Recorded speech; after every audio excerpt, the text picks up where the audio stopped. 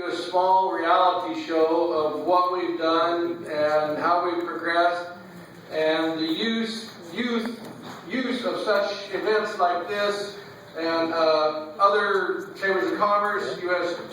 Commerce Department, made it all possible for us to be where we are today.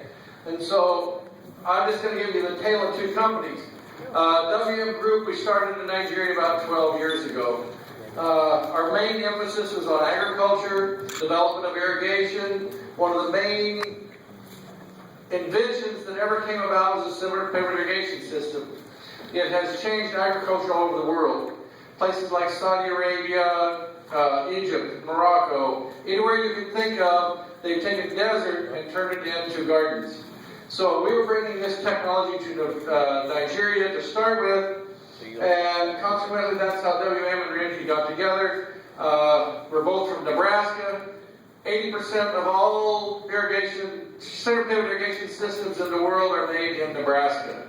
And so Renki is still a home-owned company. It's not a public company, and we work with it because it's like working with family.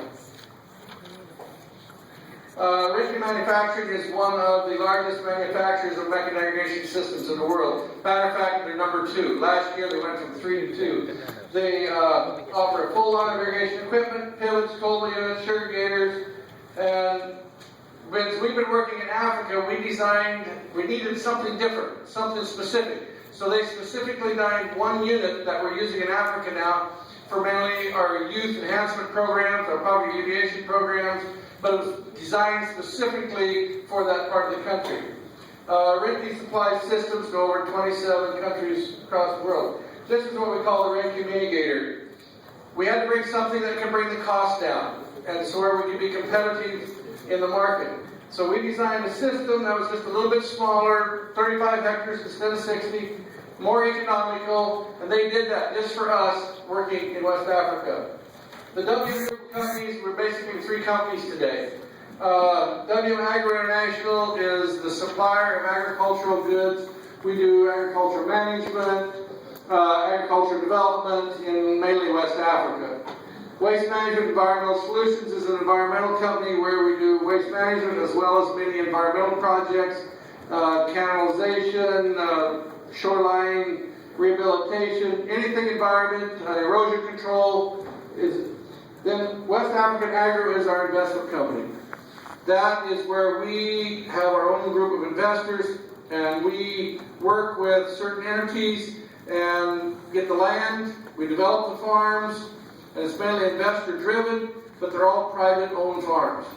We're doing this in Nigeria right now. We have moved a little bit to Ghana, we've moved some into Cameroon, and we're slowly expanding in this category.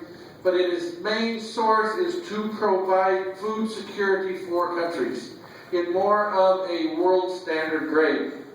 One of our major emphases right now in Nigeria is vegetables. We have a very large market in Europe that need fresh, precise vegetables.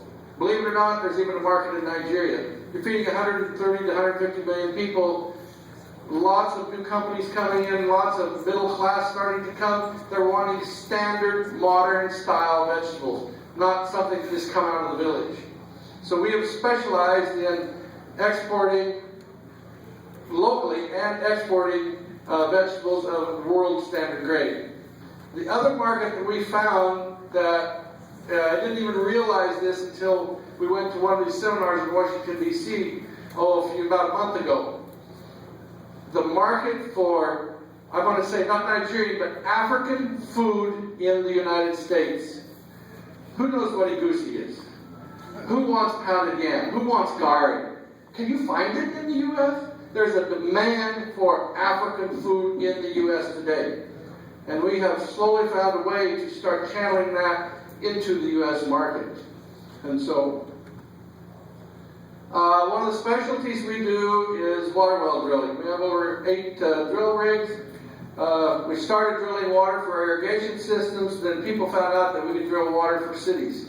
Today in one particular town in Zamfara State, we're pumping almost 3,000 gallons a minute, 24 hours a day. The town has never ever had water pumping 24 hours a day in the history of the town. And we're doing it now. So we're working on 2 or 3 other towns in Nigeria now, supplying them with water 24 hours a day. Good, clean, clear water. Not treated, not out of a river, not out of a swamp. Our irrigation development, our main emphasis is on irrigation, mainly using sprinkler irrigation, because we can come in, drill a well, put in a sprinkler, be up and running in less than a month. Most of the old white elephant projects that governments used to do, they used to take massive amounts of money to start a project, it'd be 10 years, and they still wasn't irrigating a hectare. We call this micro-development. We can come in and develop 35 hectares, and within 1 month, be farming that 35 hectares and have it into production. We don't have to wait for 2,000 hectares to be developed. We don't have to wait for a dam to be built. We can start immediately with production. And we found out this is what people want. They want to see their investment dollars, they want to see it go to work today, not waiting 2 years or 5 years before they see a return. Surface irrigation, I have to relate to Nigeria because that's mainly where we're working, but we've got a lot of projects that the governments did. They get up 60%, 80%, gone, they forgot it. No longer is it viable. Today, with the agricultural revolution going on, they're going back and revitalizing and getting every project that they can find back in production and getting agriculture back on top again. As you develop land, especially in the African, Cameroon, Nigeria, Ghana, clearing has been a major issue. We have totally revised the way we do clearing. It used to be they took a dozer and a bulldozer and they started pushing trees, but when they pushed a tree, they pushed all the topsoil with it. All you had was big piles of topsoil, big piles of trees, and nothing but open ground left. We bring in technology using excavators and big roam plows and big discs, and instead of pushing all this dirt up in piles, we want to put all the trees and put everything back into the ground. Chop it up into small pieces. Use it for to build your soil.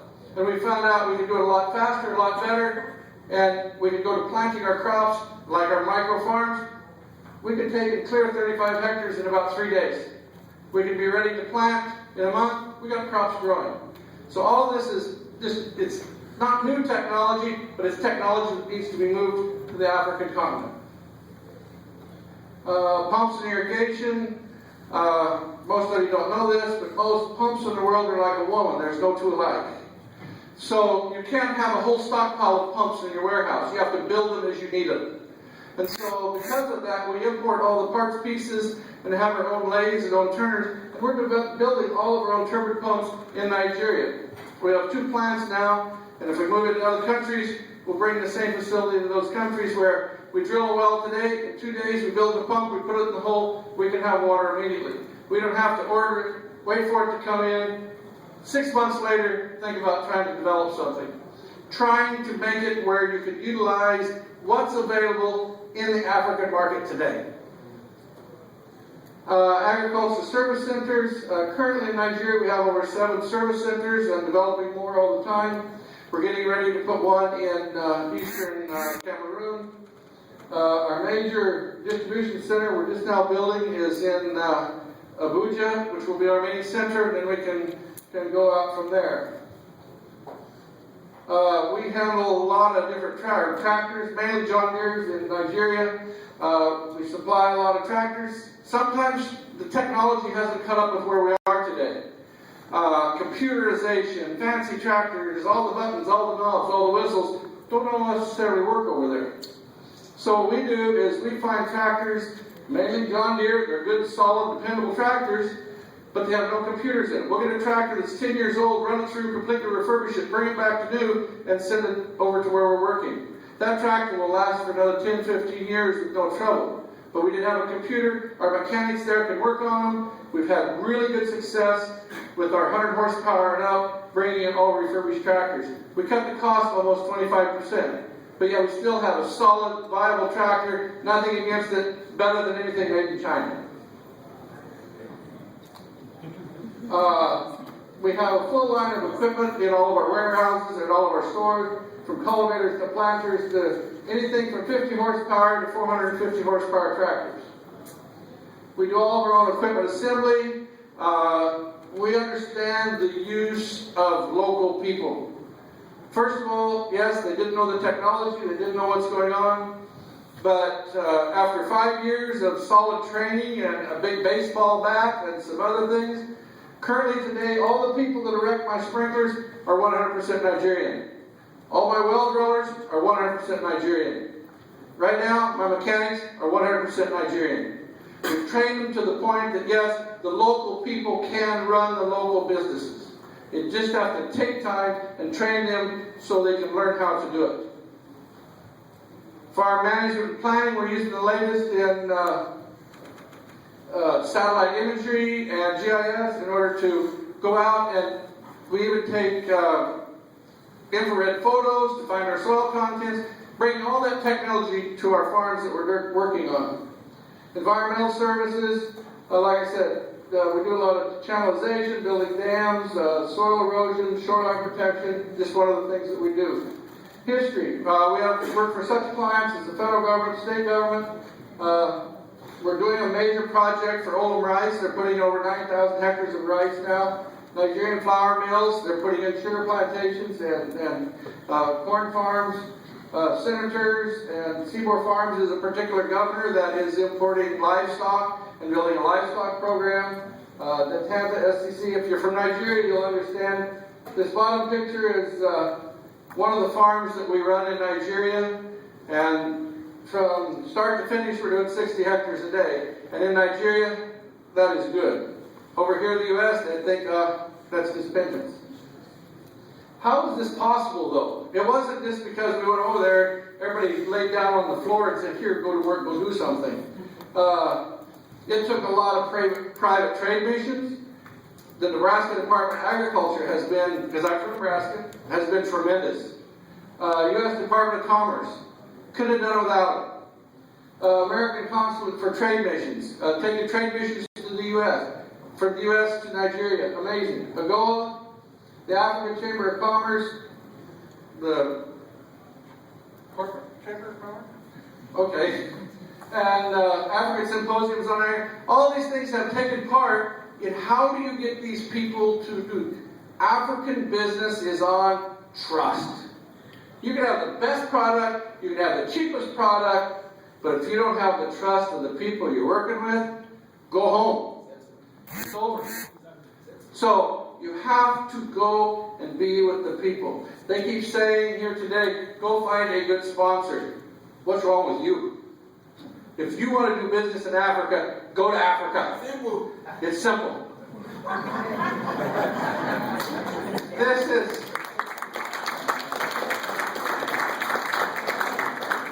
This happens to be one of the ex-governors. He's now a senator, Urema. The second man on the left is the governor from Nebraska. You got to play politics. The little short guy in the middle is the last minister of water resources in Nigeria. Now he's the deputy governor of Sokoto State. These pictures are all in Nebraska, by the way.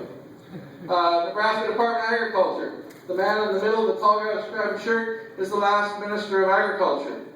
And so we had a private trade mission to Nebraska, and he brought his whole delegation. He's got the MD of Food Security, Director of Irrigation. He brought everybody with him to see what technology we was trying to bring in. Luckily, the day I was there, the man on the right is the past Secretary of Agriculture of the U.S. He happens to be from Nebraska. So as we showed up in Lincoln that day, we said, what the heck? We picked up the phone. Guess what? He was in his office. How often could you get the Minister of Agriculture together with the Secretary of Agriculture in the U.S. at the same day? Sometimes things are meant to happen. This meeting resulted in the sale of over 60 center pivots to Nigeria. This is the ex-minister of FCT in Nigeria. He was the governor of Kebbi. Again, he had to come see firsthand who he was dealing with. But you also have to have a little repercussion the other way. You can't keep bringing everybody this way. So the CEO of Rinky Manufacturing and his whole team came to Nigeria, and we toured all the sites in Nigeria and introduced them to the people we were working with there. So it's a two-way street. Take the suppliers you have on this side and take them this way. Take the people with the needs and take them this way. If you get them all together, what do you have? Trust and faith and you can do business. Washington, D.C. last week, you never knew who you ran into. That's Sanusi, the governor of Central Bank. You never know who you're going to run into. How did I know I was going to run into a governor today? It's what happens when you participate in these events. Trade Investment and Lagos. Kumar, how did you know you was going to be the #1 in the U.S. Trade Service Department? Just happened to be there. If you don't participate, you don't gain. Equipment shows. This was in Atlanta a year ago. This was the first sprinkler we put in Nigeria. You couldn't believe how happy everybody was that day. The variety of crops such as peanuts. This is the crops we're raising right now. Peanuts, onions, corn, sorghum. And I want you to notice the sprinkler utility vehicle on the right. It starts every morning, the battery's never dead, and it never ever runs out of fuel. Rice. Nigeria says 2014, we're going to be self-sufficient in rice. Cameroon, 2016, self-sufficient in rice. I have no idea what Ghana's up to. Ghana is in 2018. 2018. So what do we have to do? We have to start producing rice. Variety of crops, sugarcane, pineapple, bananas, cotton. We're producing all these crops now in Nigeria. This is another major project north of Abuja. Zamfara, Nasarawa. Things that are always needed in my company. We always need investors for West African agro. We always take in investors for our farm. If anybody ever has extra money that they need to invest, give us a holler. Private farms to manage. We manage private farms all over West Africa. People have rundown farms. We went to a seminar in Washington, D.C. last week. You can't believe the number of people living in the U.S. from Nigeria that want to go back and invest in their home country. I think the same is true with Ghana and other places. But they don't know where to go. They don't know who to trust. That's where it comes into play. Last, is customers are all needed, whoever needs farm equipment. But the last thing that I forgot to mention on here was we're always looking for new opportunities. Ghana, Oyo State, places like that, wherever the opportunity comes to play. Thank you.